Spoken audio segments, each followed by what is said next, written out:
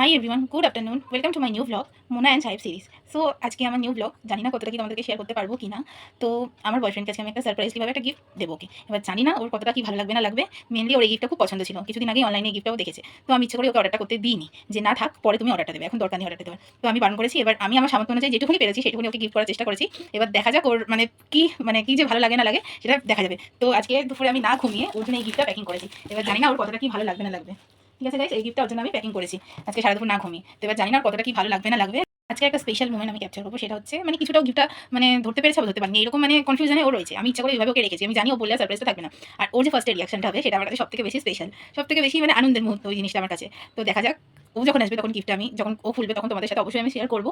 এবার ওর যে ওই আসলে রিয়াকশনটা ওর কি হয় না হয় সেটা আমি দেখাবো তোমাদের সবাইকে। আর আমারও সেটা সবথেকে বেশি স্পেশাল, আর এটাই হচ্ছে আমার ইউটিউবের ফার্স্ট ব্লগ। তো এটাই আমি ফার্স্ট শেয়ার করবো, তারপর নেক্সট দিন থেকে আদার্স আরও ব্লগ দেওয়ার চেষ্টা করবো ভালো ভালো। আর আমার ভিডিওটা যদি তোমাদের ভালো লেগে থাকে প্লিজ লাইক কমেন্ট শেয়ার করে দিও। আজকের মতন টাটা।